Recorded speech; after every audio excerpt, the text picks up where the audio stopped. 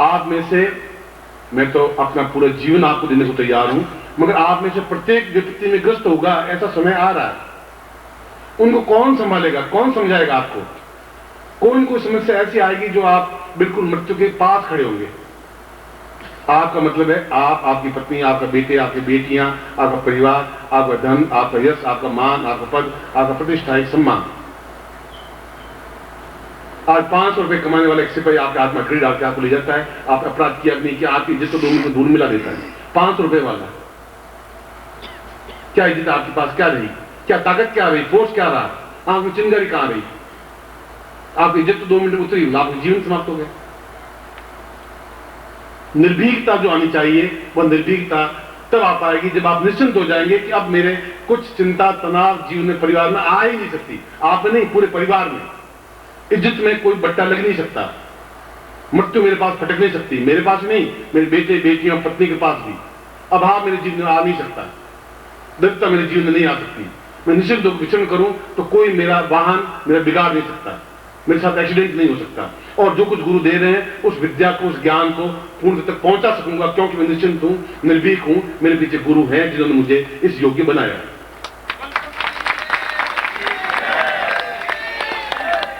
और ये क्रियाएं अब हम भूल इसलिए गए हैं कि सबसे पहले, आज से 50 साल पहले, बहुत समय पहले की बात नहीं, और 10,000 वर्षों से 50 वर्ष पहले तक जब दीक्षा देते थे तो गुरु पहले उसको निर्भीक बनाने की क्रिया देते थे, मृत्यु को ऊपर हटाने की क्रिया देते, फिर उसको शिष्य बनाते थे। अब हम सीधे शिष्य बना देते हैं। ओम परम नारायण गुरु जो नमः, उस मृत्यु को आप मंत्र जापते रहे। मैं अपनी खुद की आलोचना कर रहा हूं, मगर आप धीरे धीरे जो शिष्य कर रहे हैं उस आंसुओं को कौन देख पाएगा? कैसे देखेंगे हम? उस वेदना को कैसे समझेंगे? वो तब समझेंगे जब आप निर्भीक हो पाएंगे। इसलिए हमारे शास्त्रों में प्रत्येक देवता के पास एक आयुध दिया, शस्त्र दिया, उनके शरीर में ताकत दी, ऋषियों को एक क्षमता दी, पौरुष दिया, गिड़गिड़ाते हुए नहीं बीते। इसलिए 10 महाविद्याओं की रचना की कि इनमें उस मंत्र बल के माध्यम से, सुबह मैंने मंत्र का समझाया था, मैं बोलूं आप तक पहुंचे, आपको क्रोध में बना दूं, मैं बंदूक की गोली 10 फीट दूर से छोड़ूं, आप समाप्त हो जाए, तो मृत्यु है।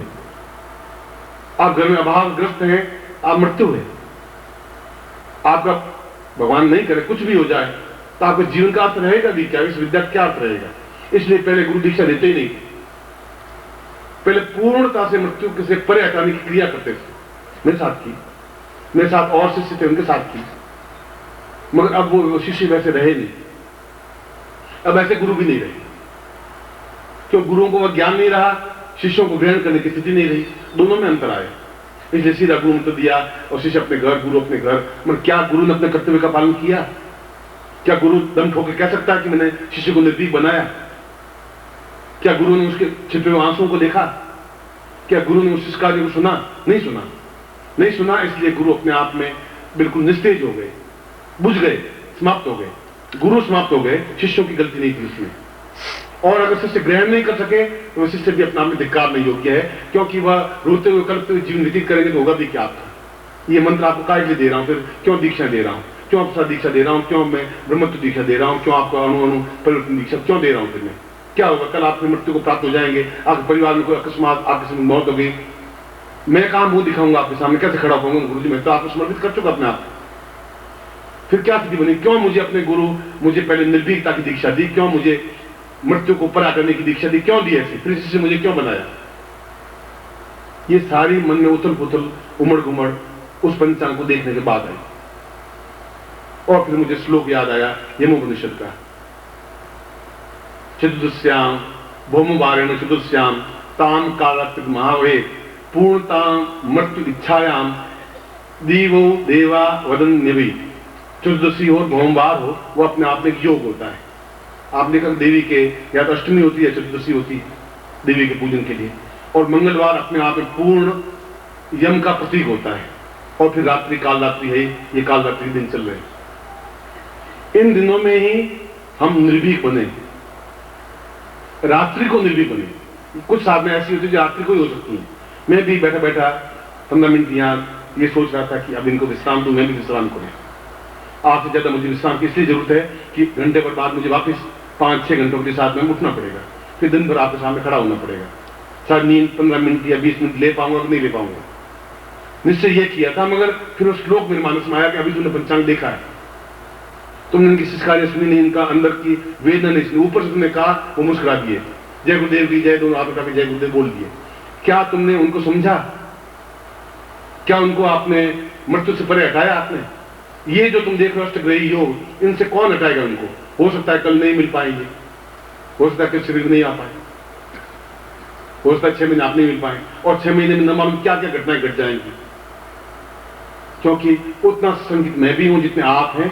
आप सशंकित हैं नहीं, मगर मैं आपको लेकर के इसलिए सशंकित हूं कि आपको मैं हर हालत में जीवित और पौरुषवान देखना चाहता हूं, इसलिए सशंकित हर क्षण। जब आप शब्द बोल रहा हूं तो आप व्यक्तिगत नहीं, आप, आपकी पत्नी, आपके पुत्र, आपकी पुत्रियां, आपका घर, आपका परिवार, आपकी संपन्नता, आपकी श्रेष्ठता, ये सब कुछ मिलकर के आप बन रहे हैं, केवल आप इंडिविजुअल नहीं बन रहे हैं। और समय ऐसा बिल्कुल आंखों के सामने क्लियर है, आप खुद देख पाएंगे अपने गांव को, अपने शहर को, अपने देश को, आप खुद देख लेंगे। आज की घटना, आज की बात आपको याद रहेगी। गुरुदेव ने पहले 1 महीने पहले बता दिया था कि इस समय ऐसा आने वाला है। और आप पड़ोस में 100 घर होंगे तो 95 घर देख लेना कि किस प्रकार से वेदनाओं रोते हुए बीत रहे हैं, देख लेना। वो तब हो पाएगा जब आपके पास मृत्यु को ऊपर हटाने की क्रिया हो पाएगी, निर्धनता को ऊपर हटाने की क्रिया हो पाएगी, जब उनसे जूझने की आप में ताकत आ पाएगी, जब आप पौरुषवान बन पाएंगे, जब शत्रुओं का संहार कर सकेंगे। और शत्रु आपके पग पग पर हैं, मेरे भी हैं, आप पर भी। और मैं जब भी सन्यासी जीवन की, गृहस्थ जीवन की, सन्यासी जीवन में इतने शत्रु थे ही नहीं, और गृहस्थ जीवन में शत्रुओं का अलावा कुछ है ही नहीं।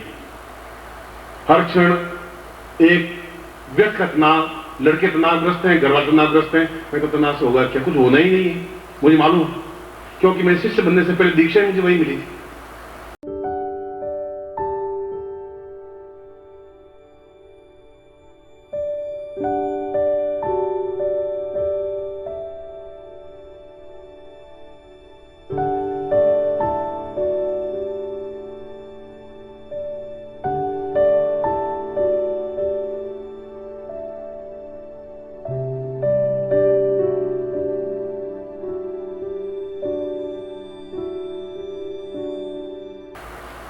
वही चीज क्रिया मुझे मिली थी, इसलिए मैं तनावग्रस्त हूं ना। कभी जिंदगी में दुखी होता हूं, मैं तनावग्रस्त होता हूं। कुछ क्षणों के लिए अगर होता भी हूं तो आपकी वजह से कि इनको मैंने क्या चालाकी बड़ा भेदभावपूर्ण व्यवहार किया, क्या उनको वो चीज दी जो देनी चाहिए थी? क्या तुमने पहले से आने वाले समय को देखा? नहीं देखा तो उनकी क्या गलती? शिष्यों की। उन्होंने कब मना किया?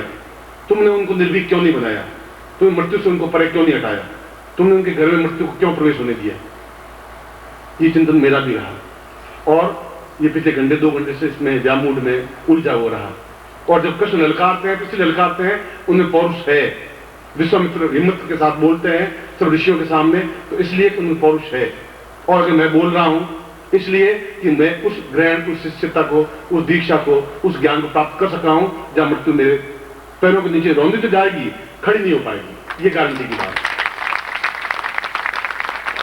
महाकाली के चित्र आपके सामने जहां शिव की ओर पांव रखी हुई खड़ी है, बगलामुखी आप देखें कि पूर्ण शत्रु। यहां आइंस्टीन के पेपर्स पढ़े, आइंस्टीन ने कहा कि मुझे भारतीयों पर बड़ी एक झिझक सी महसूस हो रही है। आइंस्टीन अपने लेटर में लिखा है गांधी जी को, उन्होंने कहा कि मैं समझ नहीं पा रहा हूं कि तुम भारतीय क्या है। भारतीयों के पास बगलामुखी जैसा उच्च कोटि का मंत्र होने के बाद भी गुलाम है। इस बात को देख देख करके मैं आश्चर्यचकित हूं। इतना उच्च कोटि का मंत्र होने के बाद भी गुलाम है, मैं कल्पना नहीं कर सकता। वो एक सोच रहा है, वो उसने अपने पेपर्स में लिखा है, गांधी पत्र में लिखा है।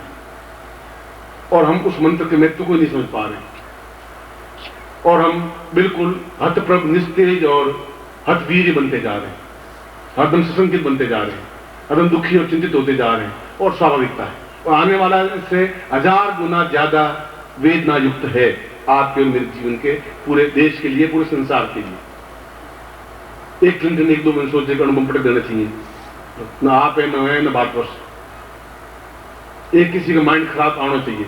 ये इराक युद्ध हुआ पूरे देश में, पूरे संसार में विश्व युद्ध हो गया, पूरी महाभारत होगा, वो प्रलय की स्थिति बन जाएगी। कैसे हम अपने देश को, अपने आप को, अपने परिवार को कैसे बचाएंगे। और इसके लिए हमारे महाविद्याओं की रचना की और फिर मैंने श्लोक बोला कि आज की रात्रि ही क्यों उपयोगी है। मैं तो आज इसके आगे आरती करना चाहता था, बिल्कुल 2 टूक स्पष्ट हो, क्योंकि फिर उसमें 1 घंटा पर लगेगा, फिर मैं अपना कार्यक्रम करूंगा। मगर मैंने कहा कि फिर भौमवार भी चतुर्दशी है, तुमने ये सब देखा भी है, तो फिर अपने शिष्यों को अभय क्यों नहीं दिया, फिर उनको ताकत क्षमता क्यों नहीं दी। उस समय को अगर तुम नहीं पकड़े तो शिष्यों को दो भी क्या पाओगे। और इनमें सर्वश्रेष्ठ क्रिया है बगलामुखी क्रिया या महाकाली क्रिया। 10 महाविद्याओं में लक्ष्मी श्री भुवनेश्वरी भी है, भैरवी भी है, छिन्नमस्ता भी है, महाकाली भी है, बगलामुखी भी है। बगलामुखी का मतलब है मूल अर्थ वल्गामुखी, वल्गामुखी लगाम। जैसे घोड़े के अंदर लगाम लगा देते हैं, फिर हाथ में हमारा कंट्रोल रहता है, घोड़ा कितनी ताकतवान है, ये किसी ताकत का अंदाज लगाते हैं कि कितना हॉर्स पावर का है, घोड़े की ताकत से उसका अंदाज लगाते हैं। उस यम के मुंह में लगाम पकड़ने की जो क्रिया है उसको बगलामुखी या वल्गामुखी कहा गया है। यम हमारे नीचे, पैरों के नीचे कुचला हुआ रहे, चाहे वो देवता भी है, क्योंकि हम देवताओं से भी श्रेष्ठ हैं, क्योंकि मनुष्य हैं, देवताओं से उच्च कोटि के हैं, हम हैं, इस बात का हमें गर्व है। इसलिए आज की रात्रि, कल ये दीक्षा नहीं हो पाएगी, संभव नहीं है, कल दूसरे प्रकार की दीक्षा हो पाएंगी। और अष्टग्रही योग और ये चीज, ये जो समय महाकाल समय है, वो महाकाल समय है। इसमें भजन मैंने इसलिए रुकवाया इनका कि उस समय को मैं खोना नहीं चाहता था। मैं भजन सुन सकता था, उसको ऐसा लगा भी होगा कि मेरा भजन रोक दिया, मगर उससे ज्यादा हित मेरा यह था कि मैं शिष्यों को ठीक समय पर क्रिया संपन्न करवा दूं, जिससे इस जीवन में मृत्यु को प्राप्त हुआ उनका परिवार नहीं हो सके, दुखी नहीं हो सके, शिष्य कार्य नहीं हो सके, ये जरूरी था। इसलिए मैं बार बार घड़ी देख रहा था। और ठीक 11:15 बजे मैं इस क्रिया को प्रारंभ करूंगा। इसमें 10:30 बजे आसपास है और 11:15 से लगा के 12:15 तक का वो समय है, या 12:35 तक का समय है, जिसको पूर्ण काल रात्रि कहा गया है।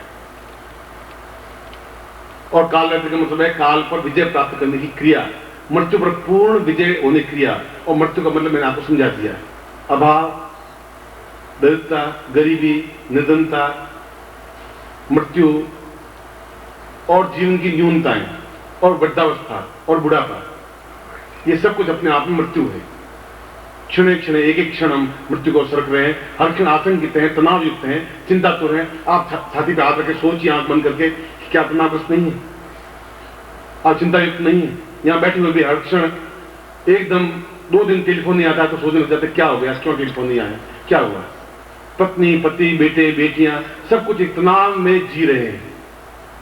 और मैं आपको नहीं, आपके पूरे परिवार को इस तनाव से, मृत्यु से दूर धकेल के ले जाना चाहता हूं। ये मेरी जीवन की इच्छा है। बस जो है उनको धकेलूं पहले, वह आवश्यक है।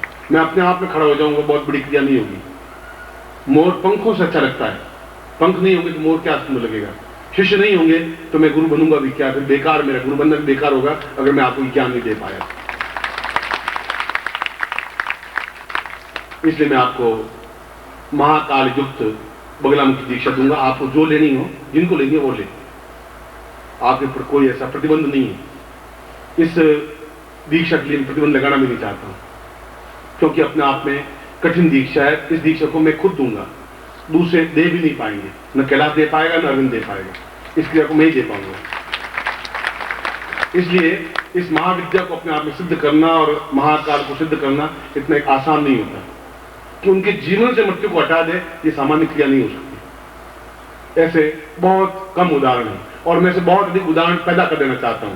आने वाले समय में इन सारे लोगों को खड़ा कर देना चाहता हूं कि इनके ऊपर मृत्यु हावी नहीं हो सकेगी। ये गारंटी, ये चैलेंज है, ये सर्टिफिकेट है मेरी तरफ से। आपको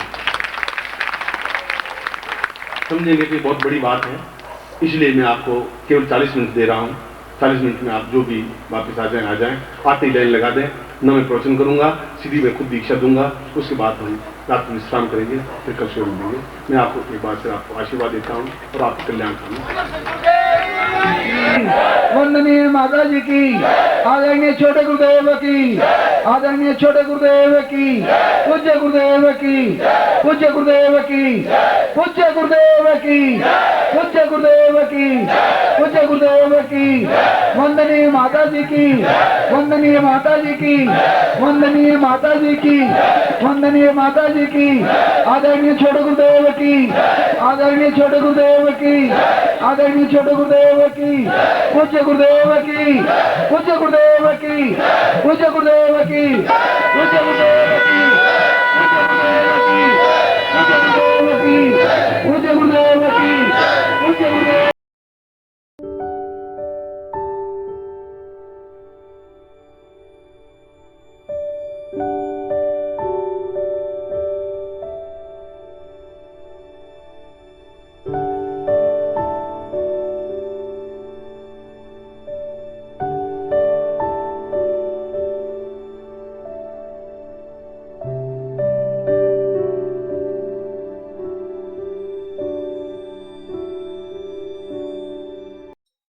ओम परम तत्वाय नारायणाय गुरुभ्यो नमः। ओम ह्रीं मम प्राण देह रोम प्रतिरोम चैतन्य जाग्रय ह्रीं ओम नमः। ओम भूर्भुवः स्वः तत्सवितुर्वरेण्यं भर्गो देवस्य धीमहि धियो यो नः प्रचोदयात्।